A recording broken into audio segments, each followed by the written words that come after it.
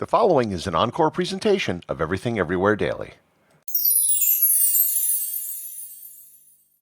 Despite having radically different cultures and being separated by thousands of kilometers, Asia and Europe have been connected for thousands of years. Through a series of overland and sea trade routes, goods, ideas, and people were able to move from east to west and vice versa. These routes were responsible for some of history's greatest cultural exchanges, as well as some of its greatest disasters. Learn more about the Silk Road and how it shaped history on this episode of Everything Everywhere Daily.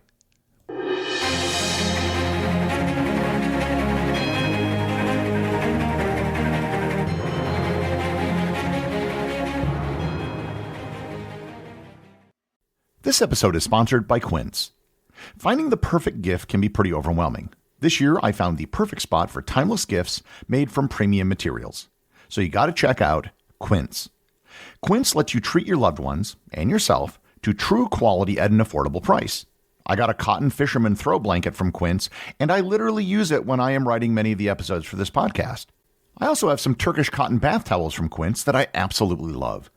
By partnering directly with top factories and cutting out the cost of the middleman, Quince passes the savings on to you. Quince is also on the nice list. They only work with factories that use safe, ethical, and responsible manufacturing practices. And they use premium fabrics and finishes for that luxury feel in every piece. Gift luxury this holiday season without the luxury price tag. Go to quince.com/daily for 365-day returns plus free shipping on your order. That's QUINCE.com/daily to get free shipping and 365-day returns. Quince.com/daily. This episode is sponsored by Mint Mobile. After years of fine print contracts and getting ripped off by overpriced wireless providers, if we've learned anything, is that there's always a catch.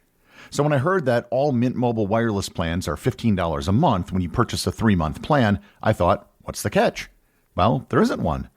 Mint Mobile's secret sauce is that they sell wireless services online. They don't have retail stores or salespeople. I recently moved my phone to Mint Mobile, and it was super easy. I didn't have to go into a store, and here's the best part. I'm using the exact same cell towers and network that I was using before, along with the exact same phone and same phone number. To get this new customer offer and your new 3-month unlimited wireless plan for just $15 a month, go to mintmobile.com/EED. That's mintmobile.com/EED. Cut your wireless bills to $15 a month at mintmobile.com/EED. $45 upfront payment required, equivalent to $15 a month. New customers on first 3-month plan only.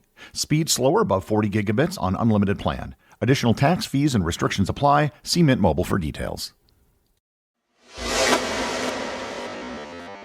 I should kick off this episode by explaining exactly what the Silk Road was, because there's a lot of confusion surrounding it. The Silk Road was not a road, meaning it was not a singular route that connected Asia and Europe. Moreover, some of the things that fell under the Silk Road weren't even roads. At the time it was used, no one called the Silk Road, sort of like how the term Byzantine Empire was created after the fact. And to make it even better, the Silk Road wasn't even necessarily about silk. The term Silk Road was popularized in 1877 by the German geographer Ferdinand von Richthofen, who called it the Seidenstrasse, or literally the Silk Road. The term Silk Road is one that most people have probably heard and are familiar with, but it's fallen out of favor amongst historians simply because of all the inaccuracies it entails. The terms Silk Roads or Silk Routes is now often used simply because it's a bit more accurate. However, I'm going to continue to use Silk Road for the rest of this episode, but keep in mind that the term Silk Road is more of a metaphorical one than a literal one. It refers to all of the trade routes between East and West, and not necessarily even trade routes on land, even though the term is most closely associated with the land routes that went through Central Asia. So, that being said, the origins of the Silk Road are usually given to have started in the year 138 BC, when the Emperor Wu of the Han Dynasty sent an envoy by the name of Zhang Xian to establish diplomatic relations with the tribes and kingdoms of Central Asia. If you look at a map of the territory of the Han Dynasty, it covers most of eastern China, which was the traditional core of Chinese civilization. And then it extends westward in a very long salient, aka panhandle, all the way out into Central Asia.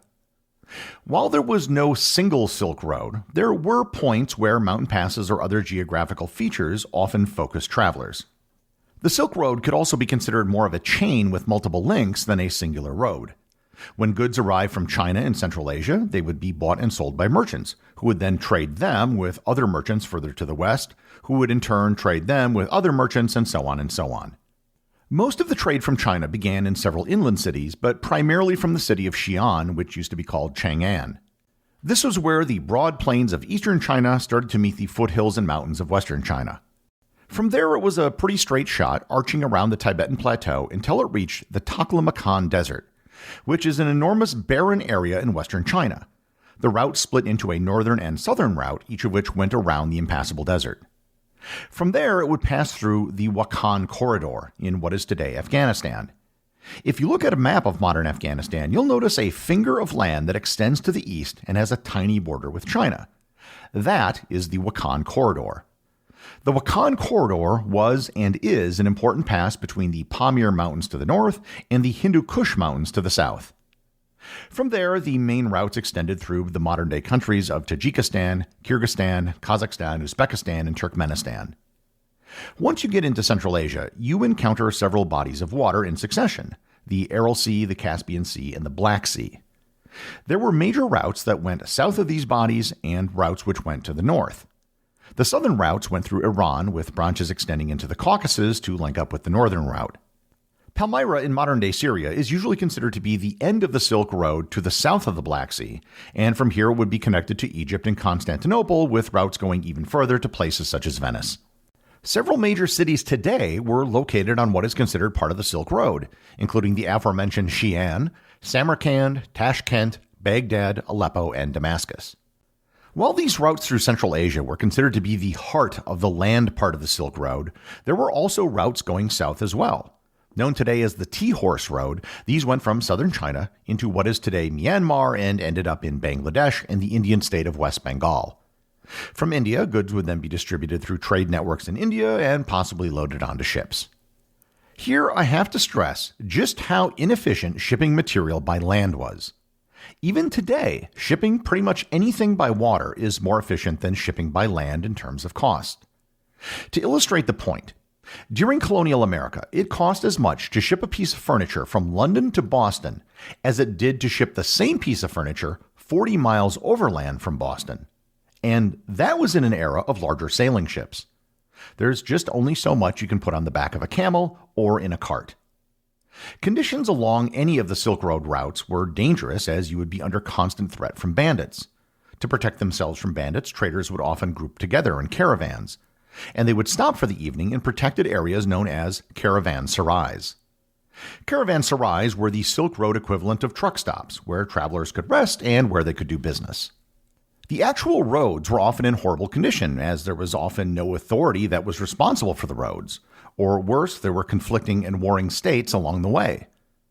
Almost no one traveled the entire length of the Silk Road, regardless of the route. Traders would have fixed routes between 2 points where they would buy and sell in each location before moving on. Goods were also not necessarily sent directly from China to Europe. There were goods purchased and sold all along the way. Some goods that ended up in Europe may have come from China, but many of them may have originated in Central Asia, India, Persia, or the Middle East. One of the few people who did travel the entire length of the Silk Road was Marco Polo. Much of what we know of the Silk Road from the 13th century comes from Marco Polo's diaries. One of the reasons why Marco Polo was able to travel the entire distance is because during this period, most of the entire Silk Road was under the control of the Mongol Empire, or at least various Mongol kingdoms.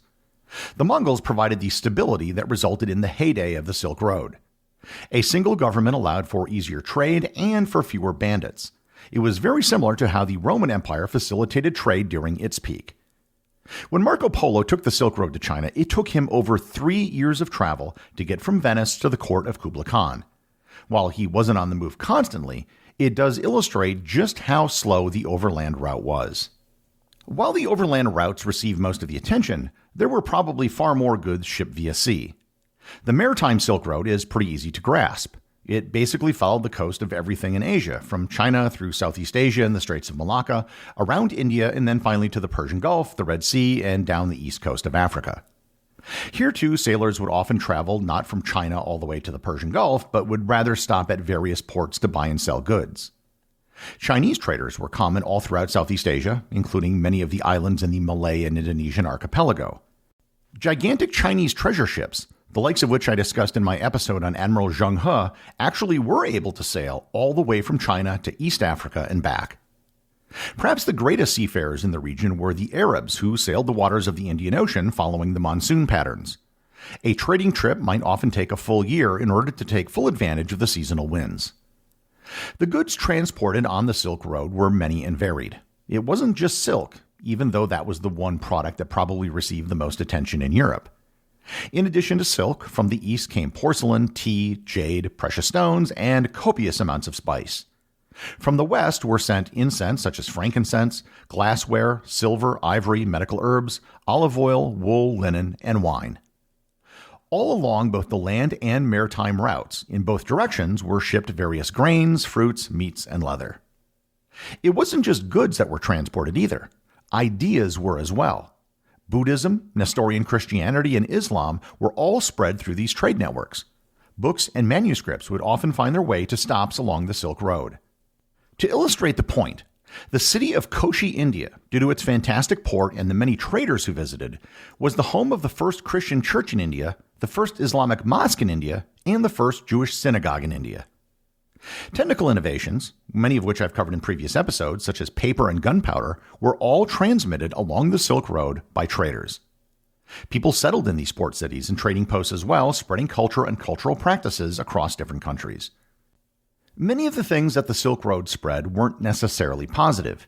It's widely believed that the Black Death, which killed between 75 to 200 million people, may have been spread by traders on the Silk Road.